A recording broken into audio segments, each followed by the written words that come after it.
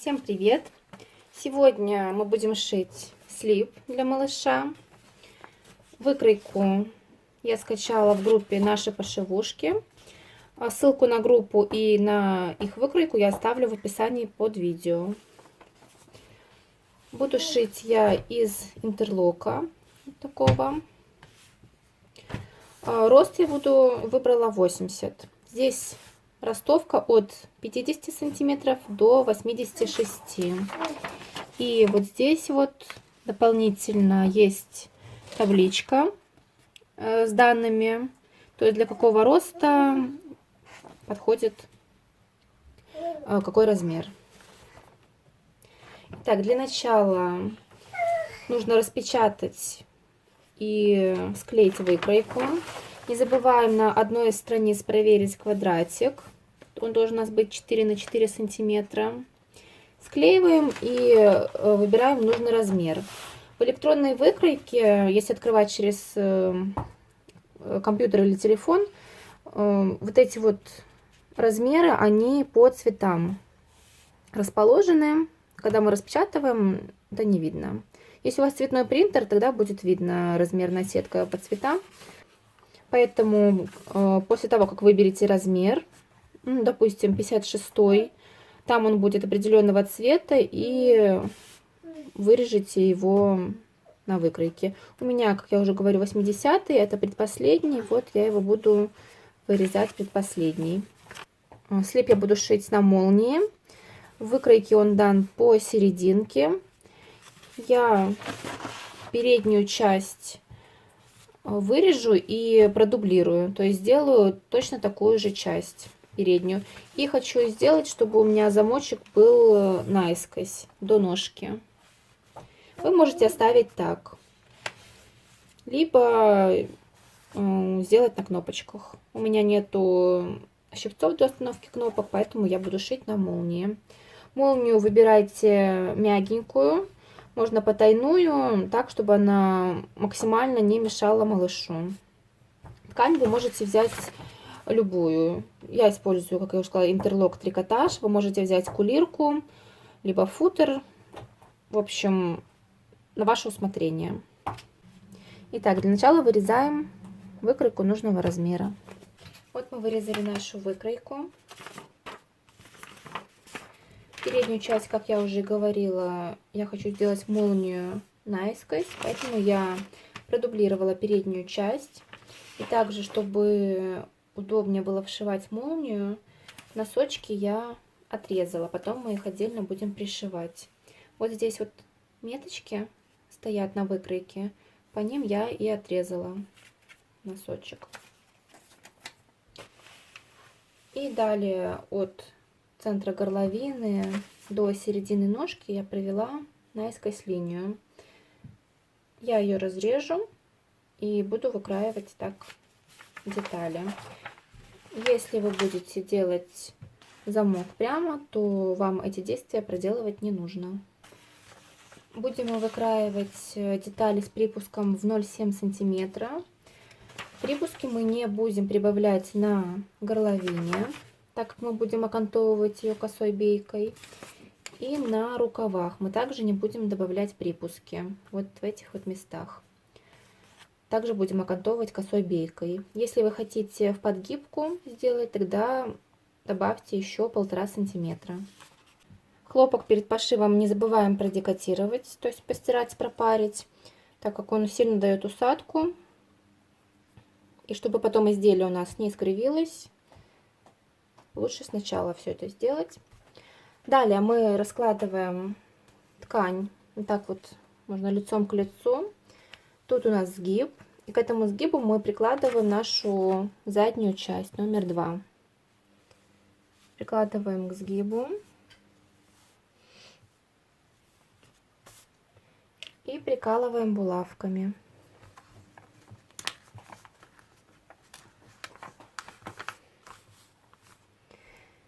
После того, как приколем булавками, вырезаем, как я уже сказала, горловину без припуска, а во всех местах добавляем по 0,7 сантиметра припуска.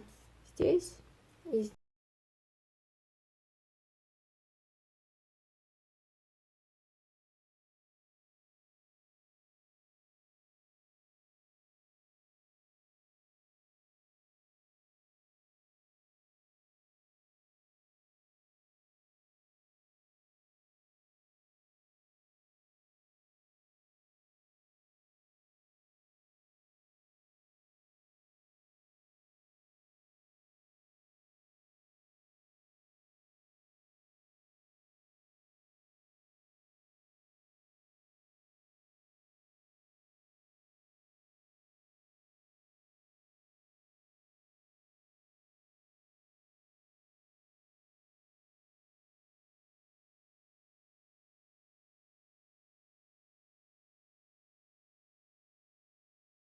Переднюю часть мы также накладываем на ткань.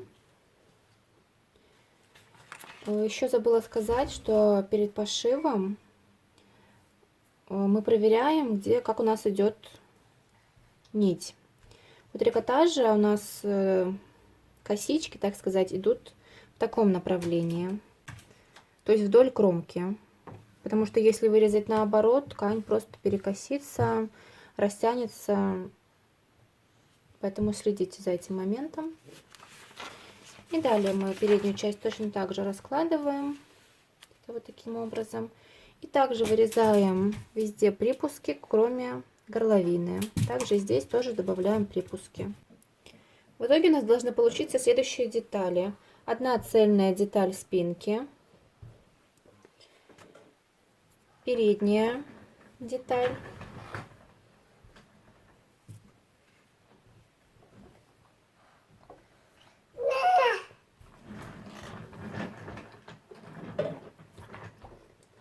Вот такая вот. Две детали рукава. Здесь, как я говорила, припуск мы не добавляем. Не забываем, там, где на выкройке у нас есть отметки, отмечать их на деталях, на всех.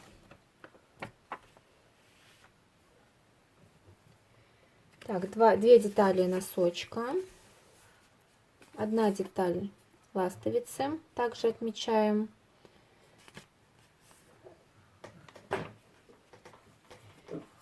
И две детали слитка. Все детали с припуском. Как уже говорила, припуски мы не делаем вот здесь на рукаве и на горловинах. Для обработки горловины и рукавов я буду использовать рибану. Либо можете сразу купить готовую трикотажную бейку. Будет проще. Ибо из рибана нужно вырезать полосочку шириной 3,5 сантиметра. Это и будет наша косая бейка по всей длине. Косички у нас идут в этом направлении. Вырезаем мы вот так. Теперь можно заняться притачиванием молнии. Вот эти вот срезы передние, где у нас молния будет, ее нужно обработать либо клеевой паутинкой вот такой, либо полосочкой флизелина. Где-то, чтобы она была 0,7, не больше сантиметра, в общем. Изнутри мы приклеиваем нашу паутинку. Это чтобы легче было шить нам, пришивать молнию, потому что трикотаж очень сильно тянется. И тем самым мы укрепим молнию, укрепим наш шов. Здесь и вот здесь приклеиваем. Молнию я буду использовать вот такую вот потайную. Можно использовать обычную молнию наподобие вот потайной, чтобы она была такая мягенькая. Жесткую брать не нужно, потому что это все-таки для малышей, и она будет им мешать. Вот такой вот. Если у вас молния короче, тогда отрезаем кусочек трикотажа, прямоугольничек, чтобы он был равен ширине нашей молнии. И так, чтобы он так по длине тянулся. Мы лицом к лицу складываем и пристрачиваем прямоугольничек. Вот, допустим, так. Пристрачиваем там, где у нас молния заканчивается. Здесь. Пристрачиваем прямой строчкой, можно несколько раз. И потом у нас получается вот такая вот удлиненная молния. Вот эта вот длина будет, это насколько вам нужно удлинить молнию. У меня молнии хватает, даже лишнее, наверное, буду срезать. Шить я буду на оверлоке и на машинке швейной. На швейной машинке я буду использовать вот такие иглы. Это специальные иглы для трикотажа. И вот эта вот игла стрейч, она тоже двойная. Она тоже специально для трикотажа.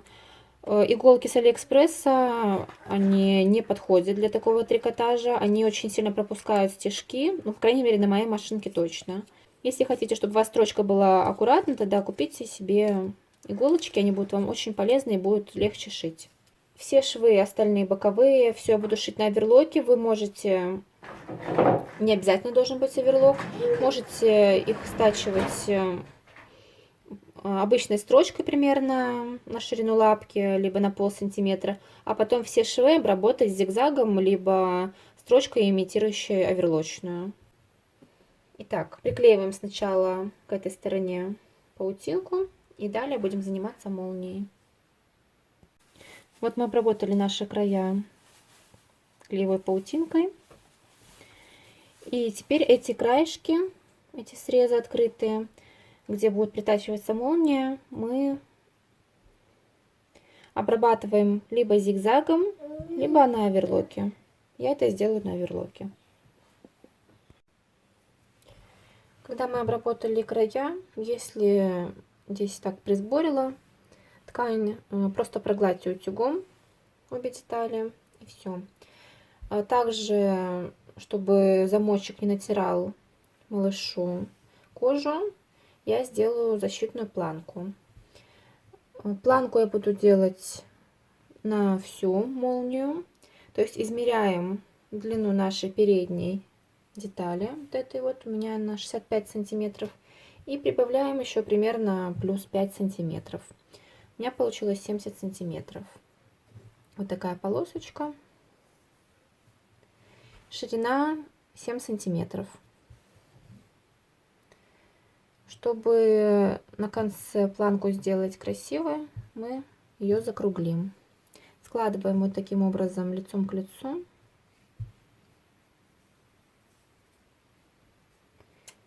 И вот так аккуратно мы закругляем. Здесь обрабатываем либо зигзагом, либо на оверлоке. Потом выворачиваем на лицевую сторону. И чтобы проще было пришивать, также вот эту вот открытый срез мы также обработаем на зигзаге. Этот вот.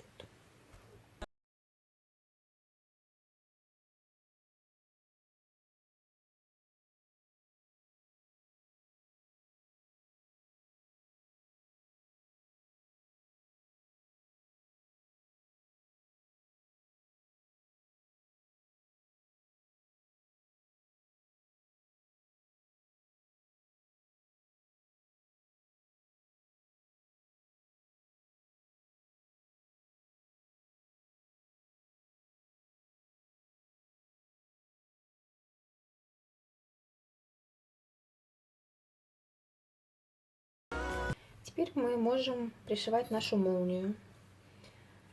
Берем молнию и складываем, прикладываем лицом к лицу.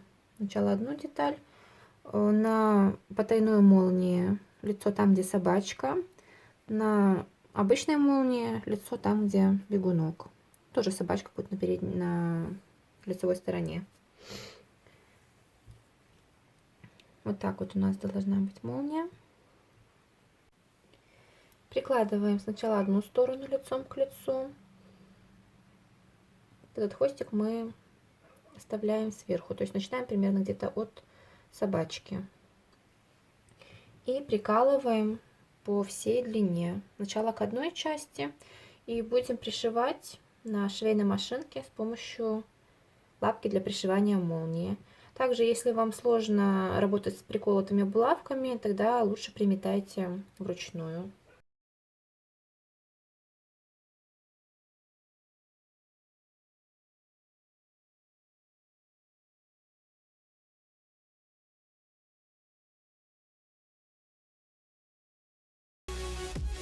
Также с одной стороны не забываем оставлять это сантиметра 4, может 5, чтобы потом завернуть нашу планку. То есть до конца не дострачиваем. Или с одной стороны, либо со второй. Я буду с этой вставлять и сделаю себе пометочку, чтобы не забыть. Допустим, вот столько. И отсюда я буду пришивать молнию. Лапку я буду использовать вот такую двухрожковую. Также обычно в комплектах идут такие. Я буду пришивать вот этой, мне ей удобнее пришивать.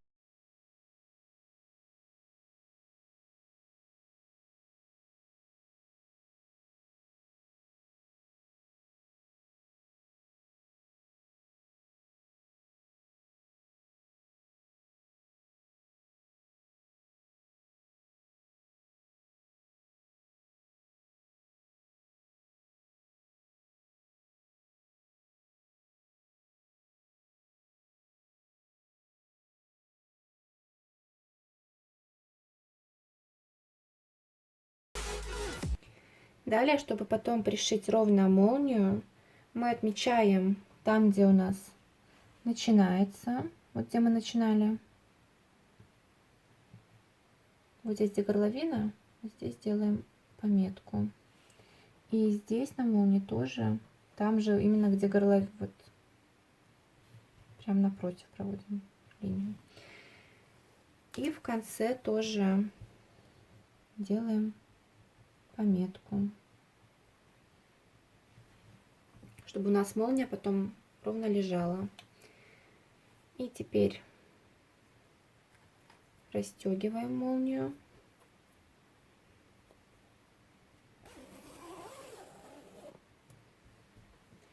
И точно так же лицом к лицу мы прикладываем ко второй нашей детали.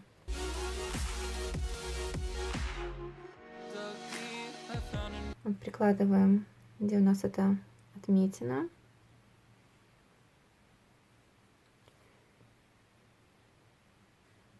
Вот так вот сюда. И аккуратно мы прикалываем. Сначала тут.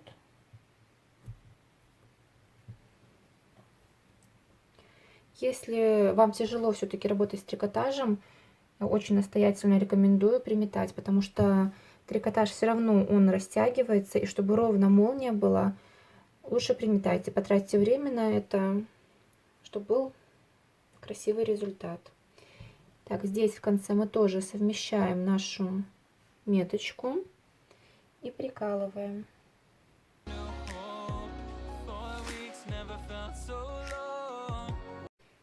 И аккуратно распределяем и прикалываем по всей длине.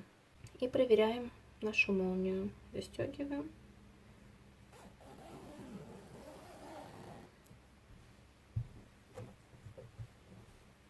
Все, теперь расстегиваем, и можно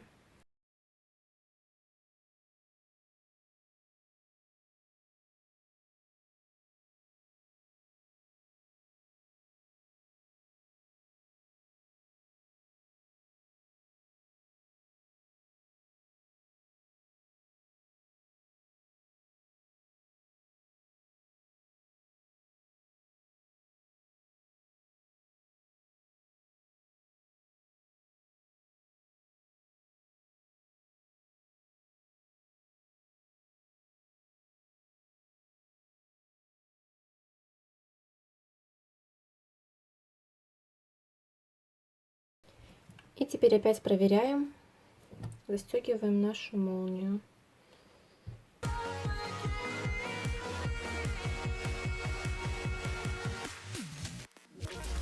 Проверяем, чтобы все было ровно. Внизу тоже. И теперь можно пришивать нашу планку защитную. Хвостик на молнии я подвернула 2 раза, чтобы он мне не мешался, и немного зафиксировала пару стежков.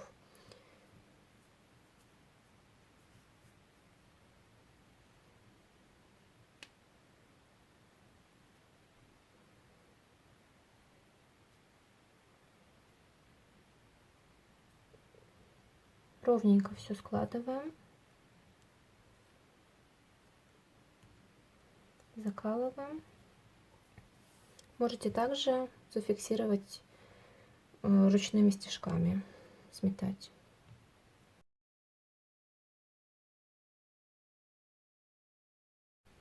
Если вы будете прокладывать строчку по этой же, тогда прикалывайте с этой стороны.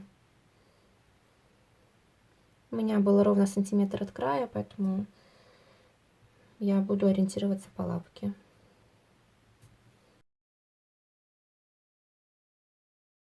Таким образом скалываем до конца. И перестрачиваем все так же на таком же расстоянии.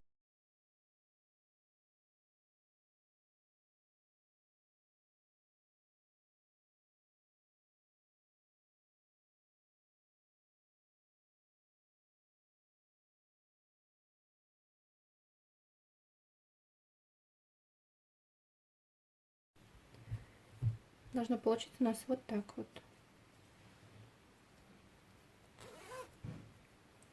Этот хвостик можно срезать.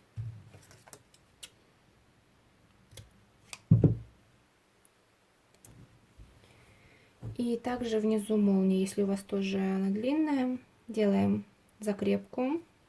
Вот здесь несколько раз туда-обратно. И обрезаем лишнее. Также, чтобы молния не попадала, чтобы в молнию ткань не попадала, можно сделать декоративную отстрочку, где-то буквально миллиметр-два вот здесь вот с краешку. С одной стороны и со второй.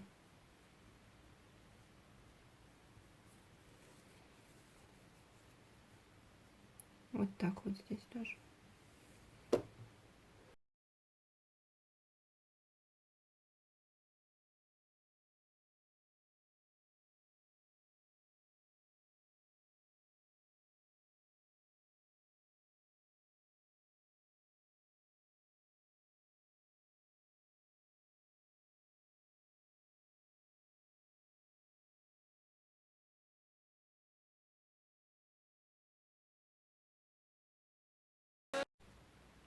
Так вот получается.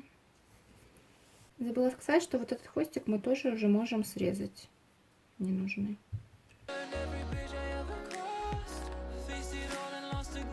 Теперь к нашей передней части нам нужно пришить носочки. Вот наши носочки. Прикладываем их лицом к лицу. Если нужно, прикалываем. На швейной машинке вы прострачиваете сначала обычной строчкой на ширину лапки. Лучше, конечно, если эта строчка усиленная. Строчку сделайте поменьше, где-то, может, меньше 2 миллиметров, чтобы она была прочнее. И потом краешек обрабатываем зигзагом, либо строчкой, имитирующей оверлочную. Я буду делать это на оверлоке. И то же самое к задней части. Мы наши слитки прикалываем.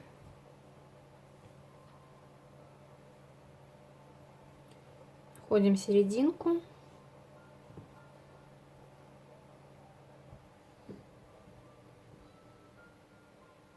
Лицом к лицу совмещаем нашу деталь. Можно наметать.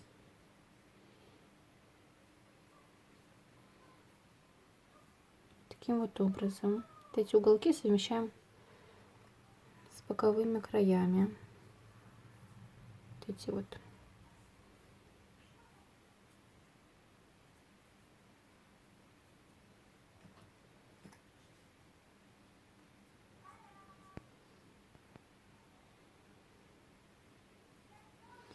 И прострачиваем тоже одну и вторую тоже.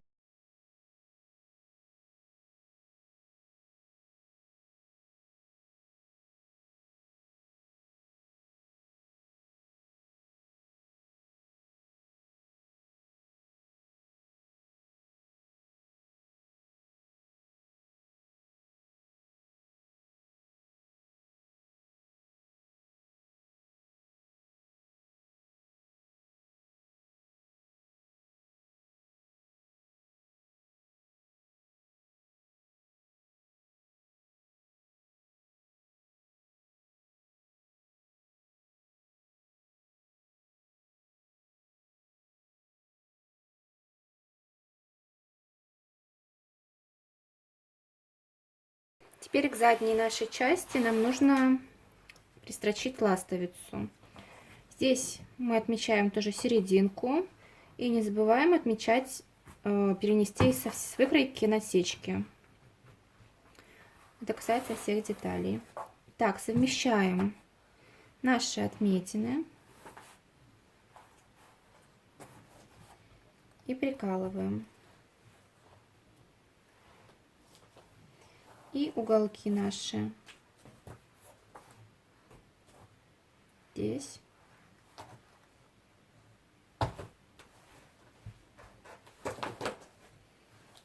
И здесь.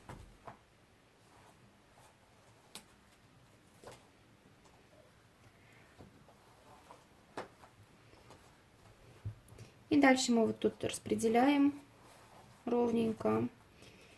И я советую приметать. Я сама приметаю тоже, чтобы проще было шить. И также пристрачиваем, только отступаем где-то отсюда 0,7 сантиметра. И заканчиваем тоже где-то 0,7 остаток. Ну, то есть ширина нашего припуска. И все так же мы пристрачиваем, если на машинке, обычной строчкой мелкой, либо мелким зигзагом. И обрабатываем открытые срезы зигзагом.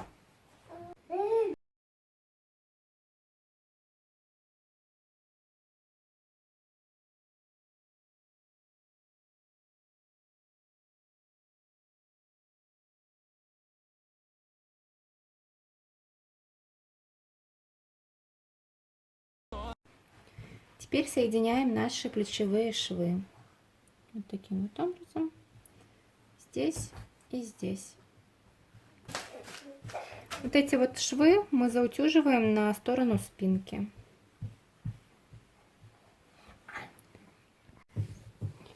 И также шов ластовицы мы на сторону спинки заутюживаем. И здесь тоже можно прогладить. Теперь нам нужно пришить наши рукава. На рукавах и на передней части у нас есть меточки. Их мы должны соединить лицом к лицу. Здесь и здесь у нас меточка с серединой на рукаве. Как обработать рукав? Я оставлю ссылочку. Я специально сделала отдельное видео. Там я рассказала о 2 способах обработки рукава. И после того, как мы уже обработаем рукав, уже можно его прикалывать. Итак, соединяем сначала с серединой шва нашу центральную меточку.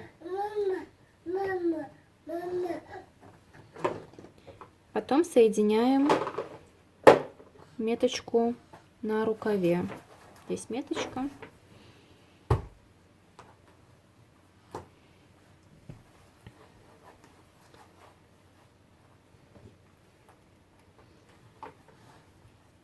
Скалываем булавками, также соединяем край.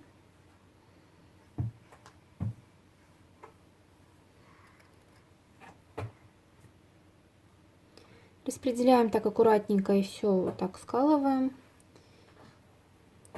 И если хотите, чтобы удобнее было, можете приметать опять же.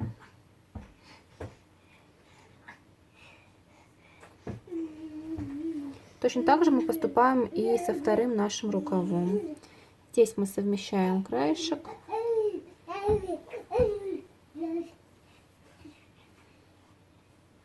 И также аккуратно распределяем.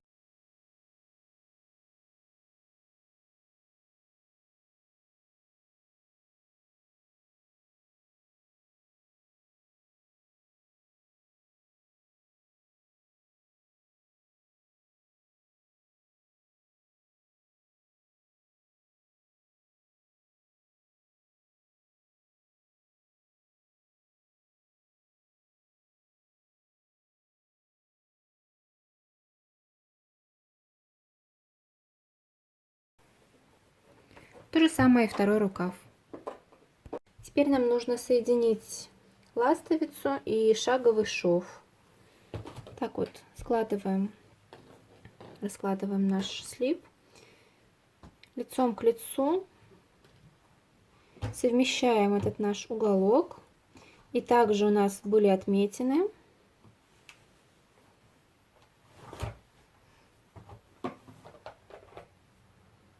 Также с ними совмещаем.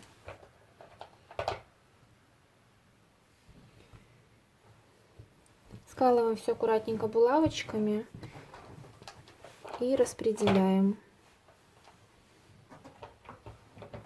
Также тут такое сложное место, поэтому лучше сметать вручную после того, как заколите булавками. Ластовицу я приметала вручную. Вы можете изначально ластовицу пришить сначала. Тоже мы не дострачиваем вот этот вот хвостик. 0,7 примерно в начале и в конце. Потом этот уголок спрячем вот так в шаговый шов и пристрачиваем ее. Либо можете сразу соединить весь слив. В принципе, я сейчас так буду делать. Тут вот аккуратненько вот так соединяем. И потом вот так прямо идем по ластовице. Я просто хочу это все сделать одним швом. Все закрепляем. Все швы у нас должны быть аккуратно расправлены. То есть шов в шов. Можно одну строчку на одну сторону, один шов, второй на другую, так бутербродиком. Главное смотреть, чтобы шов этот совпадал. Все скалываем булавками при необходимости. И проходим от рукава сюда по боковому шву. Здесь также мы швы выравниваем на ножках, соединяем. Идем, соединяем шаговый шов. И с другой стороны тоже.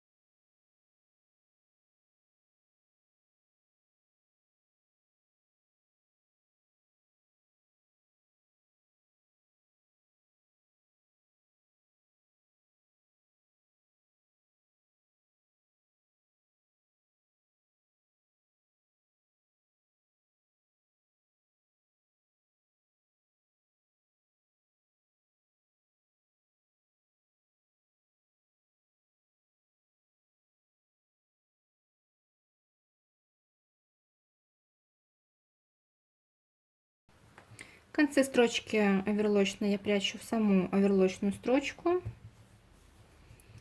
И нам осталось обработать горловину. Горловину я буду обшивать точно так же, как и рукава. Только чтобы краешек не торчал, получается вот так вот, буквально на полсантиметра подгибаю. И прикладываю вот сюда. В начале шить будет тут утолщение, поэтому тяжеловато. Лучше вручную на машинке колесо прокрутить. И точно так же, как рукав я показывала в другом видео. Мы бейку немного растягиваем. Так. Бейку рассчитать можно, какой отрезок отрезать.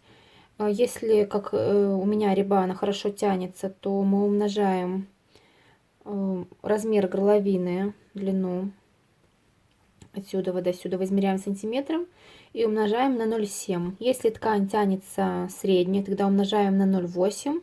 И если ткань тянется плохо, ну, достаточно плохо, тогда умножаем на 0,9. Я не буду отрезать. Я начну пришивать, а потом уже под конец буду видеть, отрежу отмерю, отрежу на полсантиметра больше, сколько нужно будет, и загну уголок.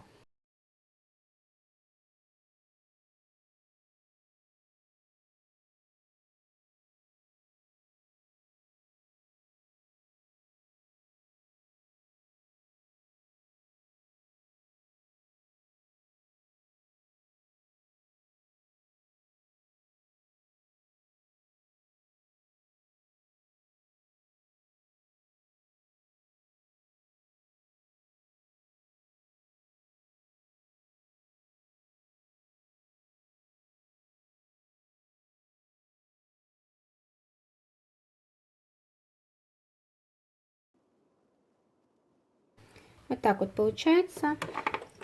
И теперь, как и с рукавом, так аккуратненько отгибаем так вот наверх. И краешек вот так вовнутрь подгибаем. Закалываем булавками. Я сметаю, чтобы мне было легче, чтобы было ровнее. Так по всему нашему воротничку. Вот я приметала. И теперь на швейной машинке буду прострачивать двойной иглой. Вы можете прострочить либо усиленной строчкой, либо обычным зигзагом, либо прерывистым зигзагом, любой декоративной эластичной строчкой. Вот в этих местах аккуратно проходимся вручную, крутим маховое колесо, чтобы не сломать иглы. И аккуратно прострачиваем по лицевой стороне, близко к краю. Так как здесь утолщение, поэтому проходимся сначала вручную маховым колесом, чтобы не сломать.